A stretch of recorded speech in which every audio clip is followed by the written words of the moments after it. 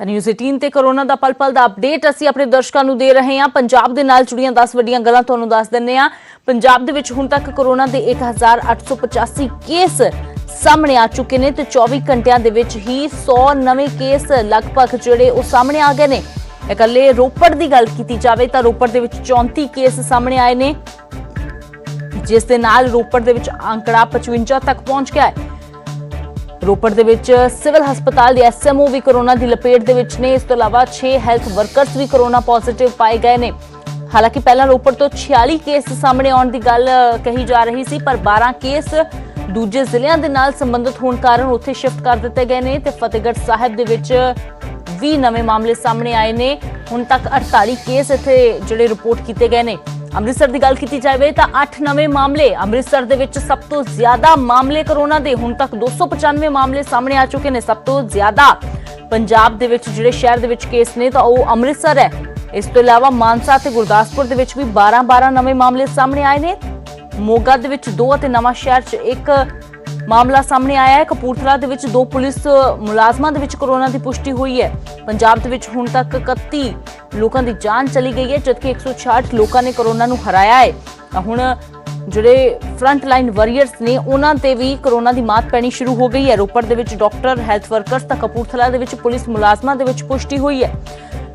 Map ਦੇ ਜ਼ਰੀਏ ਤੁਹਾਨੂੰ ਦੱਸਣ ਦੀ ਕੋਸ਼ਿਸ਼ ਕਰਦੇ ਹਾਂ ਕਿ ਕਿਹੜੇ ਜ਼ਿਲ੍ਹੇ ਦੇ ਵਿੱਚ ਕਿੰਨੇ ਕੇਸ ਨੇ। ਕੁੱਲ 1885 ਜਿਹੜੇ ਕੇਸ ਪੰਜਾਬ ਦੇ ਵਿੱਚ, 102 ਕੇਸ ਮੋਹਾਲੀ ਦੇ ਵਿੱਚ ਨੇ, ਪਟਿਆਲਾ ਦੇ ਵਿੱਚ 97 ਕੇਸ ਨੇ, ਫਤਿਹਗੜ੍ਹ ਸਾਹਿਬ 'ਚ 48 ਕੇਸ ਨੇ, ਸੰਗਰੂਰ 'ਚ 97, ਬਰਨਾਲਾ 'ਚ 21, ਬਠਿੰਡਾ 'ਚ 40, ਮੁਕਤਸਰ ਸਾਹਿਬ ਦੇ ਵਿੱਚ 65 ਕੇਸ ਨੇ, ਫਾਜ਼ਿਲਕਾ ਦੇ ਵਿੱਚ 39 ਕੇਸ ਨੇ, ਫਰੀਦਕੋਟ ਦੇ ਵਿੱਚ 45, ਫਿਰੋਜ਼ਪੁਰ ਦੇ ਵਿੱਚ 43, ਜਲੰਧਰ ਦੇ ਵਿੱਚ 175, ਲੁਧਿਆਣਾ ਦੇ ਵਿੱਚ 128, ਮੋਗਾ ਦੇ ਵਿੱਚ 59 ਕੇਸ ਨੇ, ਗੁਰਦਾਸਪੁਰ ਦੇ ਵਿੱਚ 134 ਕੇਸ ਨੇ, ਹੁਸ਼ਿਆਰਪੁਰ ਦੇ 90 ਕੇਸ ਨੇ, ਅੰਮ੍ਰਿਤਸਰ ਦੇ ਵਿੱਚ ਸਭ ਤੋਂ ਜ਼ਿਆਦਾ 295 ਕੇਸ ਨੇ, ਤਰਨਤਾਰਨ ਜਿੱਥੇ ਇੱਕ ਵੀ ਕੇਸ ਨਹੀਂ ਸੀ ਉੱਥੇ 161 ਕੇਸ ਨੇ, ਨਵਾਂ ਸ਼ਹਿਰ ਜਿਹੜਾ ਕਰੋਨਾ ਮੁਕਤ ਹੋ ਚੁੱਕਾ ਸੀ ਉੱਥੇ 104 ਕੇਸ ਨੇ, ਹੁਸ਼ਿਆਰਪੁਰ ਦੇ ਵਿੱਚ 90 ਕੇਸ ਨੇ, ਕਪੂਰਥਲਾ ਦੇ ਵਿੱਚ 25 ਕੇਸ ਨੇ, ਰੋਪੜ ਦੇ ਵਿੱਚ 55 ਕੇਸ ਨੇ। ਤਾਂ ਕੁੱਲ ਮਿਲਾ ਕੇ ਹਰ ਜ਼ਿਲ੍ਹੇ ਦੇ ਵਿੱਚ ਕਰੋਨਾ ਦਾ ਕਹਿਰ ਜਿਹੜਾ ਹੈ ਉਹ ਲਗਾਤਾਰ ਵੱਧਦਾ ਜਾ ਰਿਹਾ ਹੈ।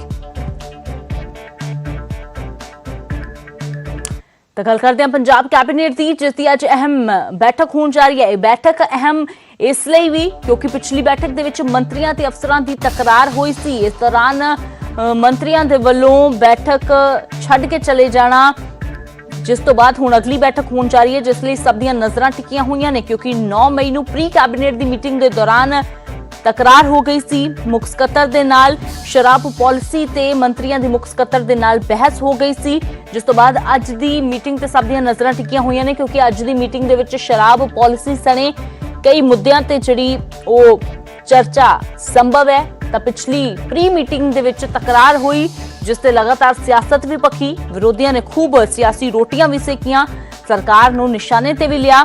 ਉਸ ਤੋਂ ਬਾਅਦ ਅੱਜ ਇਹ ਜਿਹੜੀ ਅਹਿਮ ਬੈਠਕ ਹੋਣ ਜਾ ਰਹੀ ਹੈ, ਇਸ ਦੇ ਵਿੱਚ ਕਿਸ ਤਰ੍ਹਾਂ ਦਾ ਮਾਹੌਲ ਜਿਹੜਾ ਰਹਿੰਦਾ ਹੈ, ਕਿਸ ਤਰ੍ਹਾਂ ਦੇ ਮਾਹੌਲ ਦੇ ਵਿੱਚ ਬੈਠਕ ਹੁੰਦੀ ਹੈ, ਤਾਂ ਉਸ ਦੇ ਵਿੱਚ ਕੀ ਫੈਸਲੇ ਲਏ ਜਾਂਦੇ ਨੇ। ਖਾਸ ਤੌਰ ਤੇ ਐਕਸਾਈਜ਼ ਪਾਲਿਸੀ ਸਣੇ ਕਈ ਮੁੱਦਿਆਂ ਤੇ ਜਿਹੜੀ ਚਰਚਾ ਹੋਣ ਦੀ ਸੰਭਾਵਨਾ ਇਸ ਬੈਠਕ ਦੇ ਵਿੱਚ ਹੈ। 2 ਵਜੇ ਦੇ ਕਰੀਬ ਇਹ ਬੈਠਕ ਜਿਹੜੀ ਹੋਣ ਜਾ ਰਹੀ ਹੈ।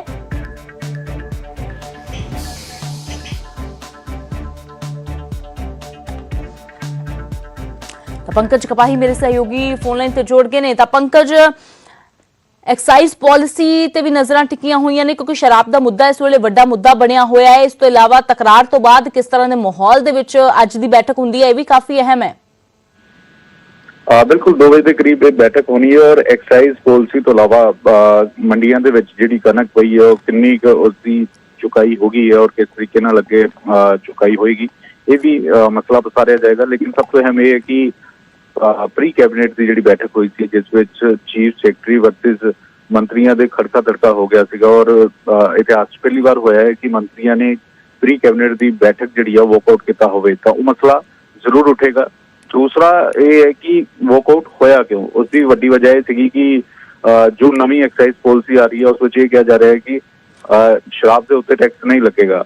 ਦੂਜੇ ਪਾਸੇ ਖਜ਼ਾਨਾ ਮੰਤਰੀ ਚਾਹੁੰਦੇ ਨੇ ਕਿ ਪੰਜਾਬ ਦੇ ਵਿੱਚ ਬਾਕੀ ਆਰਥਿਕ ਸੰਕਟ ਆਇਆ ਹੋਇਆ ਹੈ ਕਿਉਂਕਿ ਦੂਜੇ ਥਾਵਾਂ ਤੋਂ ਜਿਹੜਾ ਵੈ ਜਿਹੜੇ ਪੈਸੇ ਨਹੀਂ ਆ ਪਾ ਰਹੇ, ਔਰ ਇਸ ਕਰਕੇ ਐਕਸਾਈਜ਼ ਪਾਲਿਸੀ ਦੇ ਜ਼ਰੀਏ ਜਿਹੜੀ ਨਵੀਂ ਐਕਸਾਈਜ਼ ਪਾਲਿਸੀ ਆਵੇ ਉਸ ਦੇ ਵਿੱਚ ਸ਼ਰਾਬ ਮਹਿੰਗੀ ਹੋਵੇ, ਸ਼ਰਾਬ ਦੇ ਉੱਤੇ ਟੈਕਸ ਲੱਗੇ, ਜਿਵੇਂ ਦਿੱਲੀ ਦੇ ਵਿੱਚ ਟੈਕਸ ਲੱਗਿਆ, ਕਰਨਾਟਕ ਦੇ ਵਿੱਚ ਟੈਕਸ ਲੱਗਿਆ, ਉਦਾਂ ਹੀ ਸ਼ਰਾਬ ਦੇ ਉੱਤੇ ਟੈਕਸ ਜਿਹੜਾ ਉਹ ਪੰਜਾਬ ਦੇ ਵਿੱਚ ਵੀ ਲੱਗੇ। ਦੂਜੇ ਪਾਸੇ ਜੋ ਨਵੀਂ ਐਕਸਾਈਜ਼ ਪਾਲਿਸੀ ਆ ਰਹੀ ਸੀਗੀ ਉਸ ਵਿੱਚ ਇਹ ਗੱਲ ਨਹੀਂ ਸੀਗੀ, ਤਾਂ ਇਹ ਕਾਫੀ ਅਹਿਮ ਰਹੇਗਾ ਕਿ ਹੁਣ ਪੰਜਾਬ ਦੇ ਵਿੱਚ ਸ਼ਰਾਬ ਮਹਿੰਗੀ ਹੋਏਗੀ ਜਾਂ ਨਹੀਂ ਹੋਏਗੀ। ਔਰ ਦੂਸਰਾ ਜੋ ਹੋਮ ਡਿਲੀਵਰੀ ਦੀ ਗੱਲ ਕੀਤੀ ਜਾ ਰਹੀ ਹੈ ਨਵੀਂ ਐਕਸਾਈਜ਼ ਪਾਲਿਸੀ ਤੇ, ਕਿਹਾ ਜਾ ਰਿਹਾ ਹੈ ਕਿ ਸ਼ਰਾਬ ਦੀਆਂ ਦੁਕਾਨਾਂ ਦੇ ਬਾਹਰ ਰਸ਼ ਨਾ ਹੋਵੇ, ਭੀੜ ਇਕੱਠੀ ਨਾ ਹੋਵੇ, ਇਸ ਕਰਕੇ ਸਰਕਾਰ ਇਹ ਮਨਜ਼ੂਰੀ ਦਿੰਦੀ ਹੈ ਕਿ ਸ਼ਰਾਬ ਦੇ ਜਿਹੜੇ ਕਾਰੋਬਾਰ ਨੇ ਉਹ ਸ਼ਰਾਬ ਦੀ ਹੋਮ ਡਿਲੀਵਰੀ ਕਰਨ।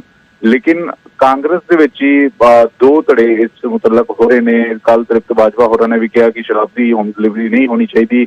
ਉਸ ਤੋਂ ਪਹਿਲਾਂ ਦੋ ਕਾਂਗਰਸ ਦੇ ਸੀਨੀਅਰ ਲੀਡਰ ਦੀ ਪਤਨੀ ਭਰਤਭੂਸ਼ਣ ਆਸ਼ੂ ਜੋ ਮੰਤਰੀ ਨੇ ਉਹਨਾਂ ਦੀ ਪਤਨੀ ਨੇ ਵੀ ਕਿਹਾ ਕਿ ਹੋਮ ਡਿਲੀਵਰੀ ਸ਼ਰਾਬ ਦੀ ਨਹੀਂ ਹੋਣੀ ਚਾਹੀਦੀ। ਰਾਜਾ ਵੜਿੰਗ ਦੀ ਪਤਨੀ ਨੇ ਕਿਹਾ ਕਿ ਸ਼ਰਾਬ ਦੀ ਹੋਮ ਡਿਲੀਵਰੀ ਨਹੀਂ ਹੋਣੀ ਚਾਹੀਦੀ। ਤਾਂ ਅੱਜ ਇਹ ਵੀ ਫੈਸਲਾ ਲਿੱਤਾ ਜਾ ਸਕਦਾ ਹੈ ਕਿ ਸ਼ਰਾਬ ਦੀ ਹੋਮ ਡਿਲੀਵਰੀ ਹੋਏਗੀ ਜਾਂ ਫਿਰ ਨਹੀਂ ਹੋਵੇਗੀ। ਅੰਮ੍ਰਿਤਾ जी, बहुत बहुत शुक्रिया पंकज। फिलहाल इस सारी जानकारी के लिए लगातार नज़र बनी हुई है, तो काफ़ी अहम फैसले जिहड़े ने वो इस मीटिंग दे विच ले जा सकते हैं। सब तो अहम जिहड़ियां नज़रां टिकियां हुई ने, एक तो मंत्रियों ते अफसरां की तकरार तो बाद किस तरह के माहौल दे विच ये बैठक हुंदी है, तो दूजी गल एक्साइज पॉलिसी नूं लैके की जिहड़ी चर्चा हुंदी है कि कोई फैसला लिया जाता है, शराब की होम डिलीवरी नूं लैके की कोई फैसले दे विच बदलाव किया जाता है या फिर इस तरीके दे नाल इस फैसले नूं लागू करन दी गल कही जाती है। ये फिलहाल इस मीटिंग तो बाद पता चलेगा।